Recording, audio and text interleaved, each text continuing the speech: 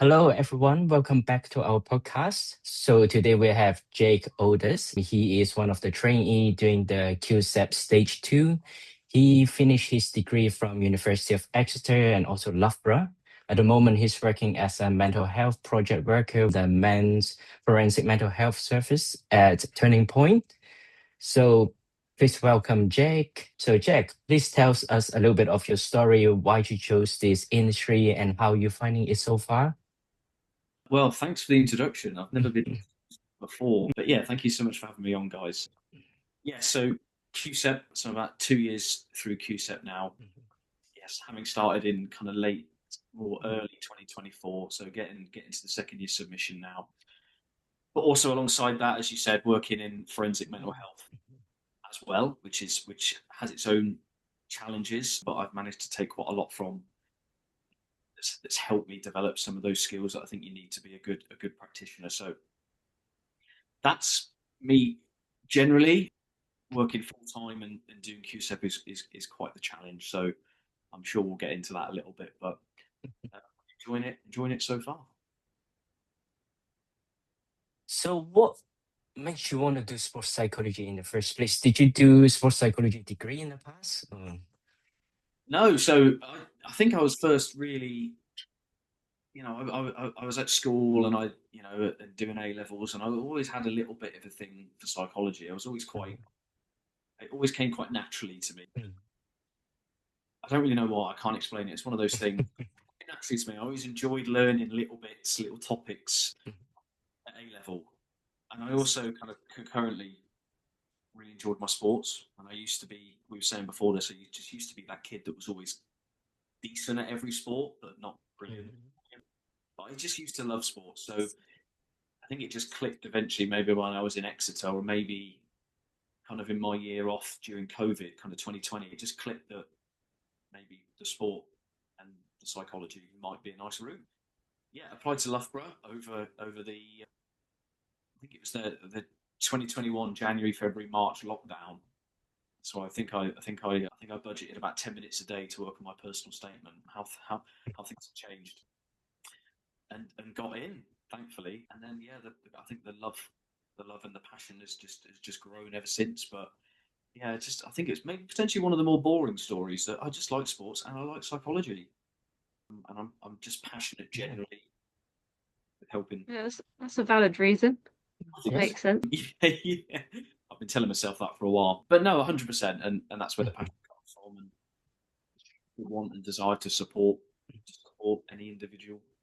Yeah, that's good. So after you finish your master, I suppose there's so many routes like prof doc that I'm doing and also cases. So what made you choose QSEP? Yeah, so I think there are a lot of trainees looking at these different routes that will look Mhm. immediately at cases and go, well, it's less money and there's no research. Like, why wouldn't you do it? I was one of those. I was 100% one of those, but I had a particular supervisor in mind who supervises me now that I really wanted to engage with and have. And I met him, and I met the the group coordinating supervisor as well. So there's two of them that run a group, and I met both of them, and I was like, yeah, definitely want to go here, but they only do QSEP. Oh, okay. Okay, okay, QSEP is money, a lot of money, a lot more generally, but and there's a research component as well, which I think a lot of master students having finished it are a bit fed up of. I certainly was one of them. So QSEP, it actually felt there was I would be honest and say it felt a bit forced upon me because it was the supervisory route I wanted to take. But having learned Mhm. a bit about it as well, and it's the oldest qualification. It feels some would say it's the most refined. I'm not going to argue that here. I'll leave that to people's interpretations. Uh, yeah, it just kind of fell in naturally that. But yeah, that was kind of the story. Yeah, it's quite funny. So each and one of us on the video right now, we're doing a different route. So how are you finding it so far? So what are the requirements like? So can you tell us a little bit of details? Because I actually don't know much about QSEP. QSEP, yeah. So yeah, where do I start? So similarly to both of your qualification routes, you can also choose a time frame to do it within. And again, they'll share similar similarities, but you have to demonstrate in those few years competencies that they want you to show, the BPS want you to show, in order to make you a safe and ethical practitioner. So you can spread your wings, go out into the world and do your thing competently, but also ethically. They split that into 4 key roles. You've got your professional development and ethics, key role 1. Key role 2 is your applied hours, is your client focused work. Key role 3 is the research, and key role 4 is kind of dissemination, CPD. I think they're similar to Casey's, I believe, they're pretty similar.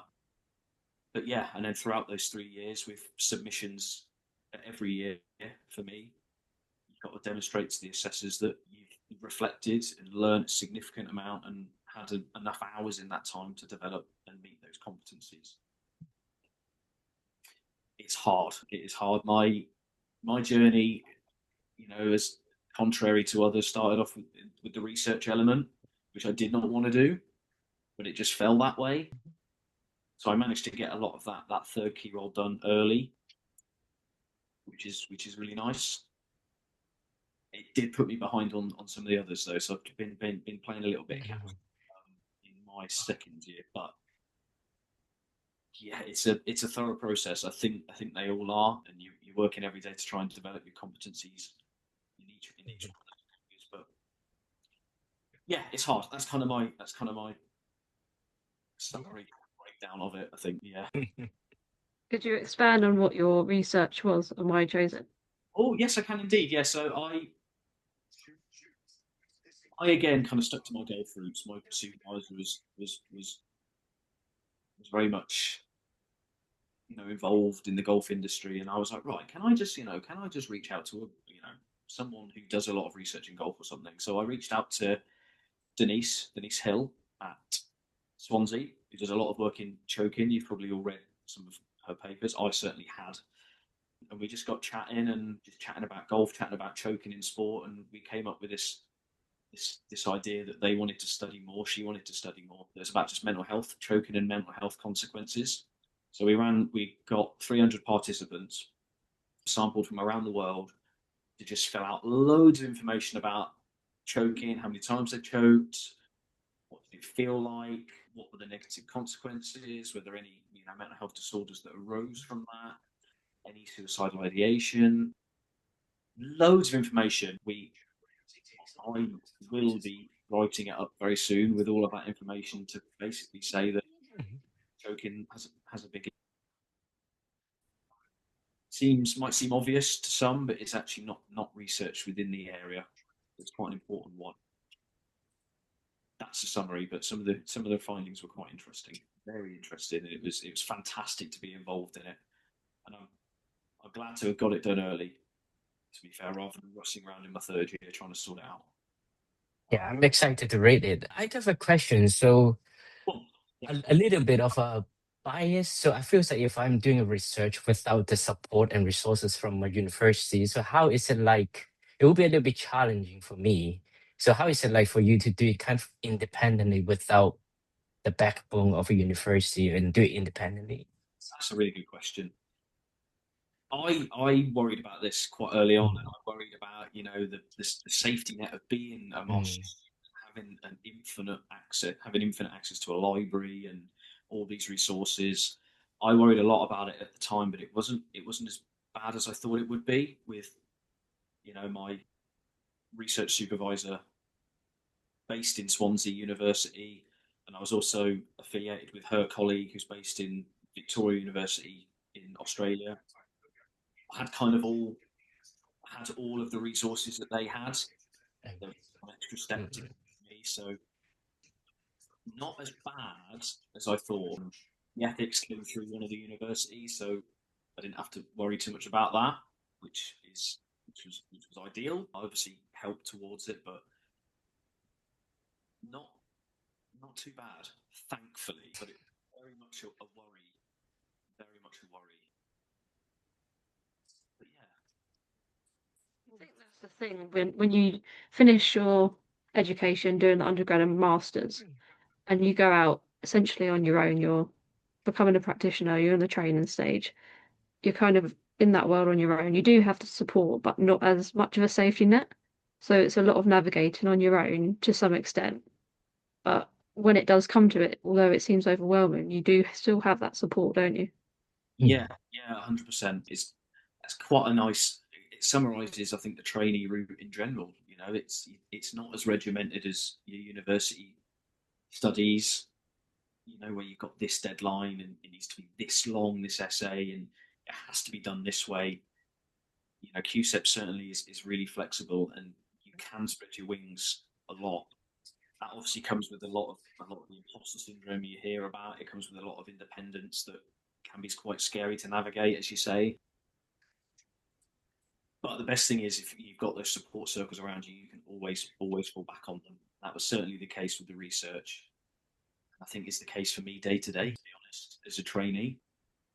Always having that support there whilst I'm trying to navigate it on my own. Yeah. I guess it's one of the core skills to learn how to research independently. So I guess it is what QSEP can provide as well. And also you get the connection from your supervisor. So I have read it's Dr. Hemmings. So me and Kira, we actually joined one of his lesson before. It's on it's a long time ago. Do you remember? I think I've watched. Yeah, I've watched all of Yeah. them. He's done a few for Bases or Casey's. I think he's running them again this year, but he did them last year. He did webinars on kind of gaining entry and professional skills with clients, and yeah, I was probably on those webinars with you. How is it like? So for your process of searching for a supervisor, so do you read all of their papers before you choose one of the supervisor? Because I believe there's a whole list of supervisors for you to choose from. So why is Dr. Hemming? Why? Like, what caught your eyes? Why? This might sound a little superficial. Yeah. I knew he was a big name psychology wise golf industry, and I love golf. I'm a bit obsessed. So I kind of automatically I was drawn towards him, but then you want to make sure you're picking the right supervisor for you. So you want to be making sure that you reach out to as many as you can on the approved list that BPS have or Casey's have. And you want to be talking to them, chatting to them informally, asking what they can provide you, and just genuinely getting a sense as to what the relationship could be like. Thankfully, with Brian, my coordinating supervisor now, that was great, and the golf, and I was like, right, this is it, and I was like, that's the one. But one of the most important things that I think is important to touch on is I have a group supervision. I have group supervision peers.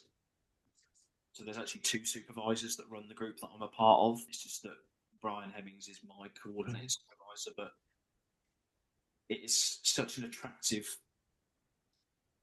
idea to be in a group. I think when you're going through this kind of process, that really caught my eye. 100% really caught my eye. And there's six of us at the minute. A lot of us are at a similar stage. Most of us are at a similar stage. And there's so much safety with sharing that experience with others and sharing the struggles, documenting the successes, being quite open, being quite vulnerable about what you're struggling with, what you need to improve on.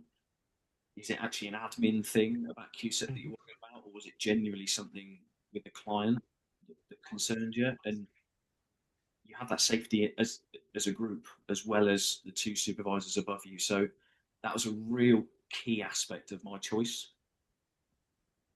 was to enter a group supervision program. And Brian and Dr. Jonathan Katz run my supervision program. It's fantastic so far. All right, that's lovely to hear. Should we move on to the next topic? So, which is the applied practice.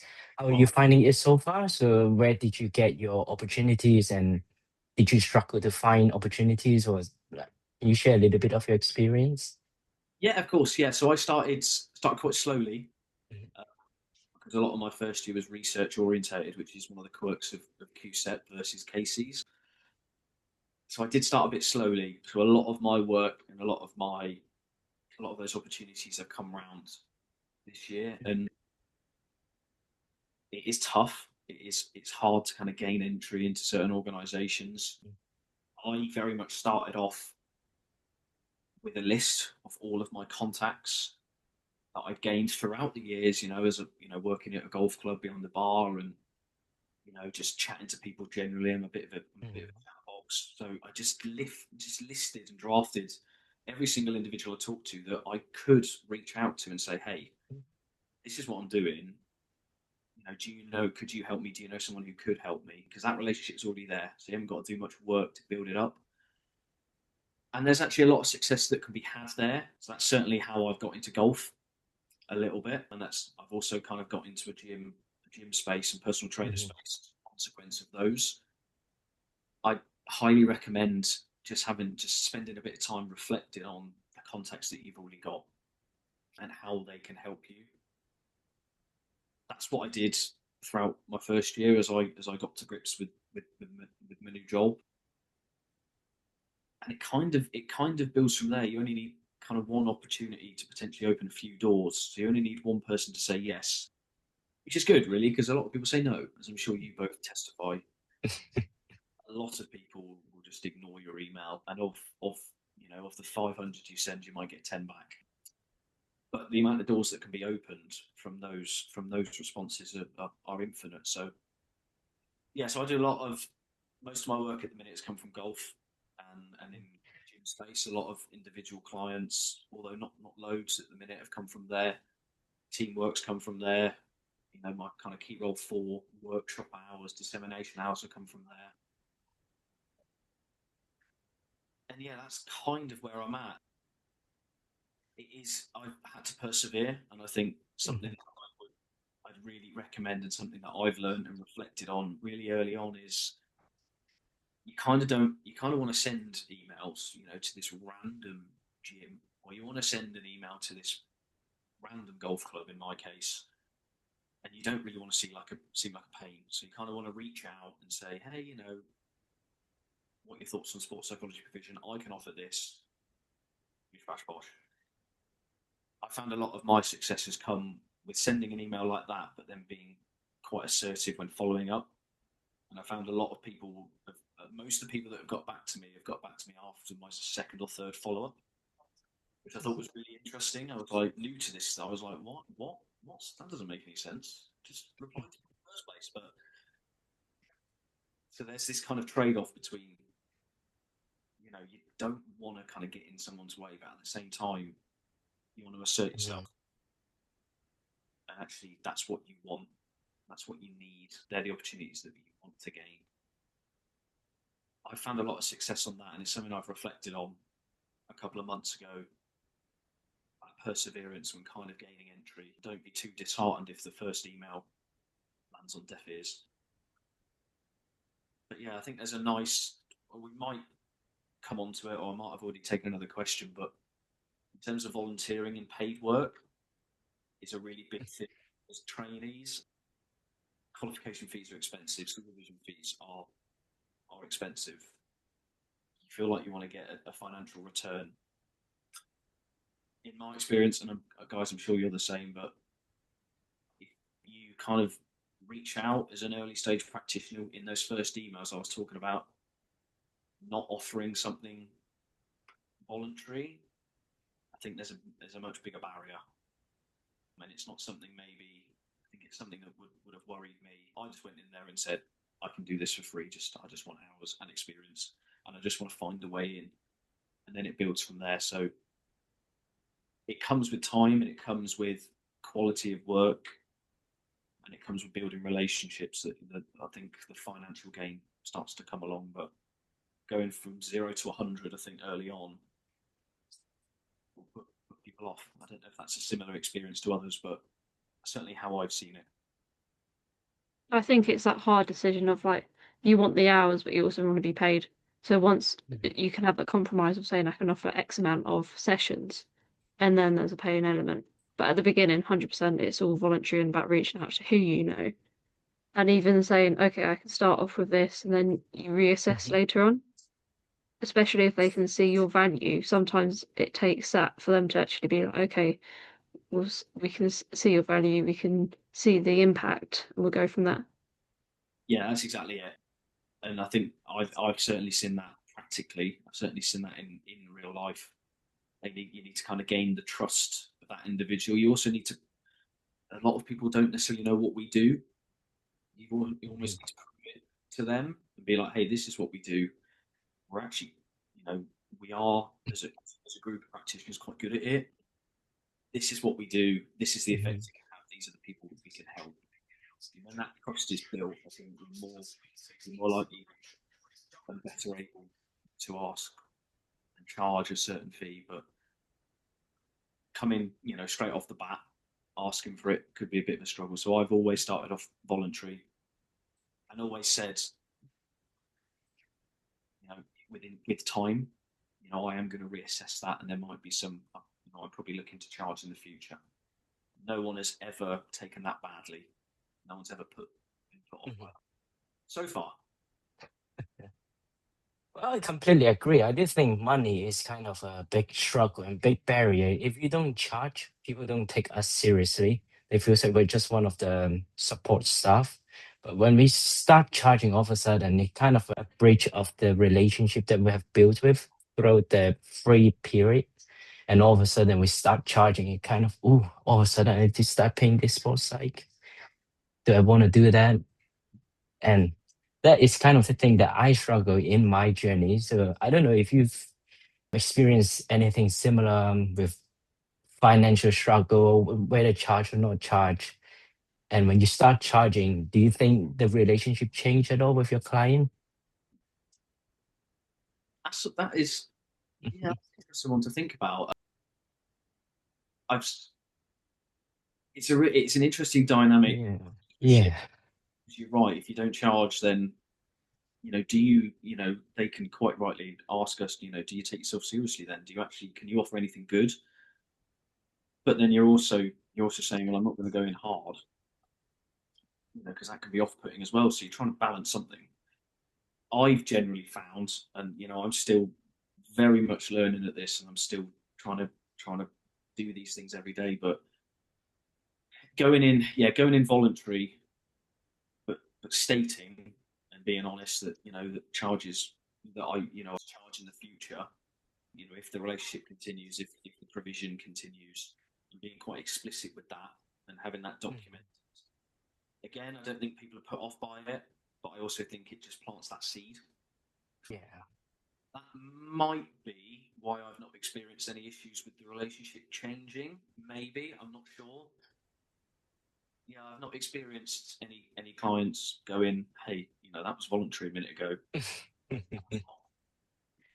I actually think people are more likely to take you a bit seriously when you do charge, and they're also less likely to get used to you not charging. Yeah. They can turn around if you don't charge for a workshop and then you do charge for one 3 months later. They can say, "Well, that one was free. What are you providing that's more now?" You can just turn around and say, "Well, difficult to answer. Yeah. Can be a tough one." So it's a really fine balance, and I think there'll be a lot of people that talk as trainees that would have had those struggles. It's certainly something we've touched on in our peer group calls as well. Like, how much do you charge? I don't know. Do I just pluck a figure out of somewhere? I don't really know what any of it means. Always lean back on your supervisor at that point. That's what they're there for, aren't they? Yeah, you pay them good money. I'm always emailing mine. He probably gets a bit fed up with me, but I'm always emailing. But yeah, it gives you a starting block. But I certainly think be prepared to start off voluntary. Be really firm from the get go that won't be how it works, providing that the client is happy with your work. Yeah, that's certainly something I've learned. Yeah, I think it's really like good if you tips. compare- Yeah. It's like if you compare, I always get my go-to is like a newly qualified physio or something, or physios that want to get that practical experience. They're providing the service, same as we are. It's like if you give them a scenario, it's like, okay, you want to see the physio to fix to help you heal some muscles or something. You get a massage, or I don't know, do some exercises. But at the same time, we're helping athletes train their mind essentially. So sometimes you have to explicitly say that to somewhat convince them actually. But I feel like in my situation, I've worked with a team for so long on a voluntary basis, and they're not high level. Sometimes you feel like you can't charge because then you wouldn't get that experience. Yeah, really great point. That's something that I haven't faced just yet, but I'm sure I will. And so I'm not actually sure how I would deal with that, but that is a tough barrier to overcome, isn't it? Especially, I don't know how long you've worked for them for, but it becomes the norm. Hmm. You know, are you going to damage that relationship? Are you going to seize all work? Are they going to have to, say no? It's a really tough one. Really tough It's one. the same balance of, it's like you have to ask yourself, how many clubs or placements or clients are you willing to take on with that work-life balance and getting paid work on the side if you're funding it yourself. There's so many different things going on. You constantly it's a juggling act. Yeah, I'm really glad you brought that up. It's something that I would have loved to have touched on here. Whether I'm jumping topic a little bit, but Go for it. self care, self care as a trainee practitioner, I work full time. I'm trying to balance KR1 responsibilities with finding clients, with building a brand, with I don't know, analysing this research, with designing this work. I've gone through a few tough times where, as a consequence of me just being a yes man because I need those hours, I've actually not stopped to think and say, hey, this is too much all at once. And only now, 2 years in, am I starting to think, look, actually, what I can offer is really good. I don't need to say yes to everything. I can be a bit firmer and a bit more assertive with planning and say, hey, this date's not going to work for me actually for this workshop. Whereas a year ago, I'd have been like, yes, get me in, sign me in, boosh, done, brilliant. Because it's so important. I've had to reflect so much on self care practice as a trainee, and I've come such a long way. You really do have to look after yourself because you are juggling so much. You're fighting. I have always said you're fighting on loads of fronts all at once. And you need to be able to manage it, especially working if you do work full time. And I think a lot of people are. As the financial, as the world becomes a bit more challenging financially, a lot of people are having to do that. So self care is a massive thing, a huge thing, and I've written many a reflection on it. And my supervisor, my assessors have probably read them, and it's been a nice way for them to see how I've changed, how I've learned to implement my own self care better, which can also be something that we would work with an athlete on. So there is an applied essence to that as well. But yeah, you're so right. It's such an important thing. It's such an important thing. Yeah, do not underestimate the Yeah. difficult position. But Yeah, totally agree. Self-care is such an important thing, especially when the industry is still kind of in the early stage. Whenever there's opportunity, we'll just take it. And the more we take on, the less we can do better in our job. And it's doing worse for our industry, to be fair. So self-care is very important. So is it your full-time job is the mental health project work? Can you tell us a little bit about that? Is it something that you can learn something transferable to sports cycle? Yeah. yeah, brilliant, 100%. Before I go off on probably a little bit of a tangent, the amount of transferable skills are there's so many, and I've learned so much to make me a better sports psychologist through not being a sports psychologist and just being an applied practitioner and existing with people in a space at a certain time. The individuals I work with they've all got quite serious mental health disorders, very serious, some of them, and they've all committed a criminal offence at some time in their past, varying in severity. And it's my job to, once they've been discharged from hospital, we receive them in my kind of residential care home, and it's our job to try and support their reintegration back into the community, being quite institutionalised, to being able to live the life that they want in the community, with good mental health. and being completely independent. That's my job. It's intense. It is full on. Some of the things I've seen are yeah, mind blowing. But it's all part of the experience. The transferability of skills is infinite, and it's something I actually wrote for my first QSEP case study, and I just said, hey, I've learned so much from this and I'm going to tell you how it will apply once I get more hours. Specifically in terms of those skills, my supervisors have always said that, stage one, so your masters and bachelors, will always teach you the what. Like, what does that model do? What does that approach do? What do we mean by motivational interviewing? But it's stage two that teaches you the how. Like, how does that manifest? How does that work? How does that come about? And I think it's my workplace that's taught me a lot about the how. Those kind of softer skills, I suppose we also refer to them as, the counselling, the active listening,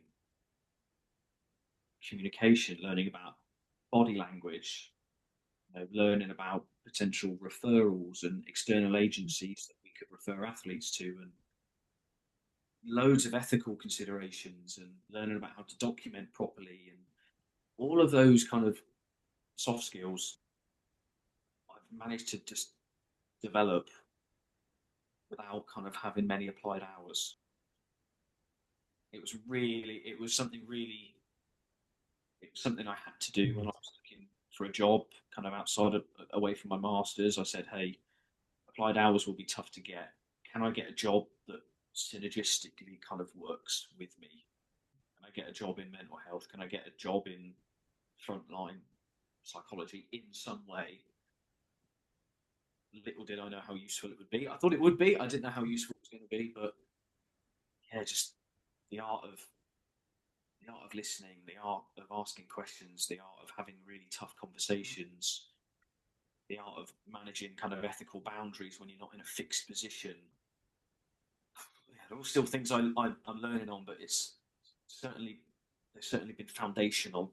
So I begin to apply them into sports psych. So I would highly recommend that if you need to work during training, try and find something that can build on those transferability of skills, build on those skills that will help you. Yeah, as you said, at undergrad and postgrad, you learn about the techniques and the tools that we can use, but how to actually apply them is a very different story. It's not necessarily this technique will solve all these problems. It's about, as you said, the softer skills that you can integrate with them. Yeah. Sometimes it does just take a genuine conversation with someone to listen to them, not necessarily have a technique for them. Yeah, the skills of building a therapeutic relationship and a working alliance. A lot of people would argue that is the absolute cornerstone of what we do. And whilst you would like to do that as a trainee, in a sporting, or an exercise setting, as an early practitioner that I was, there is a lot of worth. There's a lot of worth that can be had and a lot of value that can be taken from working in a different setting that you can then apply. So yeah, it was building a real nice foundation of skills that I think really gave me the confidence. I reflected a lot in my first year to the assessors as well, and I just said I didn't feel that confident. I can talk about ACT and CBT all day long. I've got no idea how to do it, or I don't know how to do, or I don't know the how. So I did lack a lot of confidence, and I reflected on that and said to them, this is why I think I've lacked a bit, and as a consequence, I've been a bit withdrawn. This is how I'm going to improve on it. And a lot of the work that I've done outside of sport, I think, has actually helped me develop a little bit of that confidence to say, hey, I can actually manage a one-to-one better now without even talking much about, we don't need to talk about sport, but I can actually feel more confident in managing it and gaining trust and being honest and providing, an unconditional positive regard or building genuineness. Thankfully, I've developed confidence to take from that. So more than worth my while. More than worth my while. It just goes to show, like, even though there are some hurdles and barriers along the way, going through those difficult times, you're going to learn a hell of a lot more from them than if you were just getting placement after placement, everything was easy, like you'd fix everything. Actually, you need those challenges. Yeah, 100%. And I think that's what qualification routes in general are really good at. They don't let you settle. They want you to jump from this sport to this level, to team versus individual, to age, to this approach, that philosophy. They want you. They don't. You can't ever settle in one industry because, as far as I'm aware, you wouldn't meet the competencies that they want from you. So yeah, you're constantly having to say, "Come one challenge, now it's time for another one." You know, and one of my biggest, happily say this, and I said I've written so many reflections about it, but I was not a great public speaker, and I've said this so many times in my supervision calls and group supervision meetings, and I've avoided it for so many years. But it's QSEP. It's been QSEP that said, right, Jack, you've actually got to go and do this now. I'm sorry, you've got to go and do it. And you know, a year and a half in, and I presented my research project at the DSET conference in December, which was mind blowing and just manic. And I'm not sure how I did it, but got to put yourself in those situations to learn something from it. You just got to do. Brian always tells me, he's firm on my back and just says, Jack, you just got to do. Stop thinking and just do. And I think for early stage practitioners, that's quite a nice message. Don't necessarily worry if you don't know how to do something. Just go and do it and find out what's the worst that can happen. Go and have this one-to-one session with someone. Just go and do it. It's probably not going to go great. I mean, mine was horrendous. My first workshop was not great, but without doing it, you would never know. That's certainly the case for my first year. It is the whole point of the whole learning journey. And yeah, so with your experience so far, when you work with a client, do you come with the mental health first, or is the sport side lenses first? So with all of this blending of different perspective, do you think you have shifted the way you see an athlete? That's a really good question. That's something I'm very much learning at the minute, actually. So this is very much a work in progress, but I very much see it from the lens that I'm most comfortable with at the minute, which is something I've learned a lot at my workplace. So it's quite person-centered. I focus a lot on the person-centered approach and some of the core conditions that are required there. That's very much my go-to early on, because that just feels most natural to me. And I love turning up to a session without any prep and just being and existing in a space for an hour, for 50 minutes, and just listening. No prep needed. Just go and be there for that individual, whoever they are. So I suppose that's more of a well-being kind of mental health frame reference early on. That philosophy can definitely change. I love some of the ACT work around acceptance and values, and I love some other more, kind of second wave CBT concepts. But yeah, it's definitely something. I think it's something that I'm really learning to manage now. That if the sport psych is not necessarily coming first, because that more kind of person-centered approach is there as well. But that doesn't mean that we're not helping the individual. To get to learn about the person before the athlete. Yeah, you hear that a lot. It's probably beginning to get cliche, but it's true. People have got a lot going on. They're not just defined by one identity of being, an Olympic weightlifter, or so get to know that individual. And I think, I love golf, and I've done a lot of work in golf, so I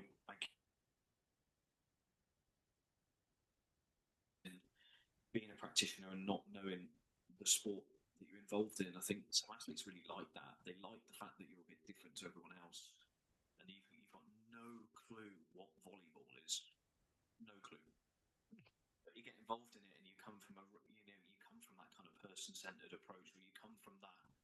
You don't come from the sports side as much. I think some athletes do like that. It's getting you to consider the individual there as well as the athlete. It is a very good point. I think it also allows you can educate the athlete, but also it might help the athlete, and they might feel something like they're also helping you. It's like a two-way thing, creating that conversation. Yeah, I suppose, and that's the relationship.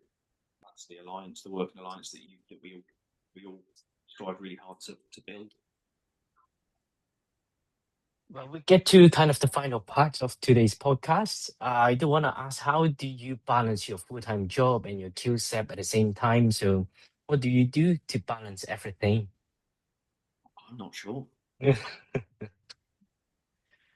It's been a massive learning curve. Did I know how to do it at the start? No. Am I still learning now? Yes. I think what I've learned is to be really, really assertive with myself, really disciplined about the amount of hours I'm doing, the amount of opportunities I'm taking on, the amount of admin that needs doing, energy, fatigue.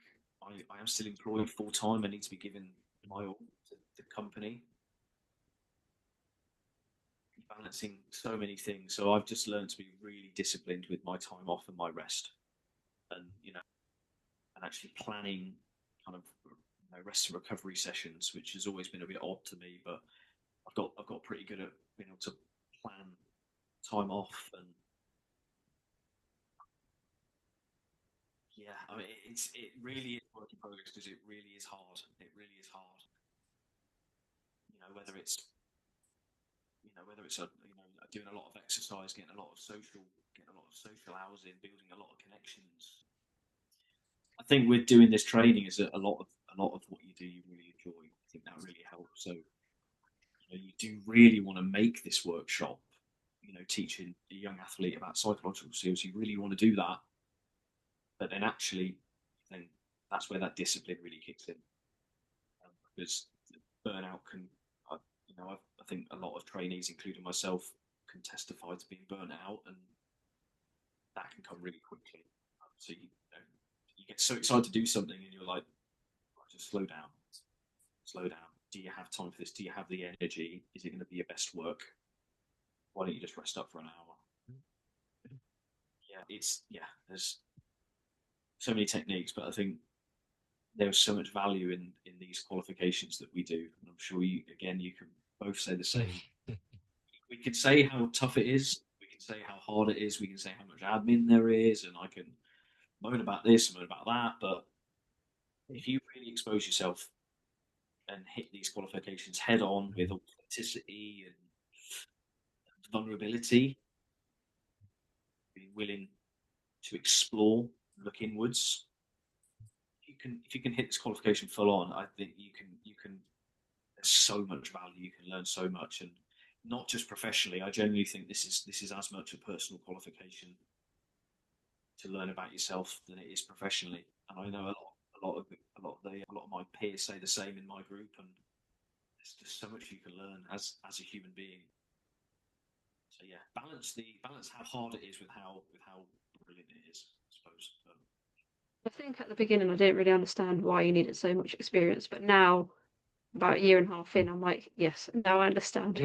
You need to learn so much, and you need to be exposed to so many experiences, and that takes time.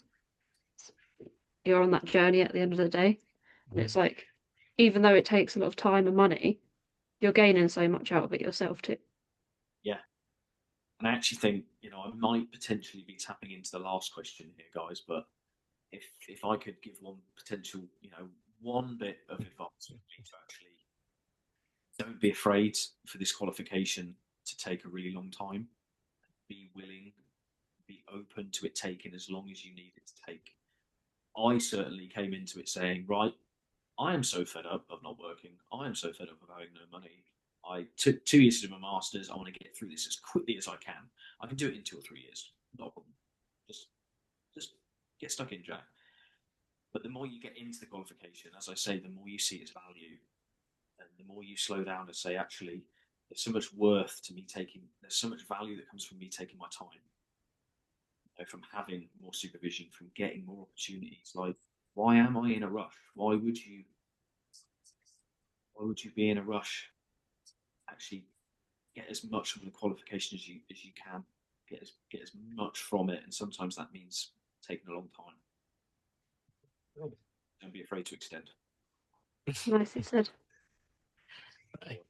All right. Thank you. On that note, thank you so much, Jack, for this episode, and thank you for your time, and thank you for watching. Thank you so much. It's been a pleasure. Absolute pleasure. Thank you.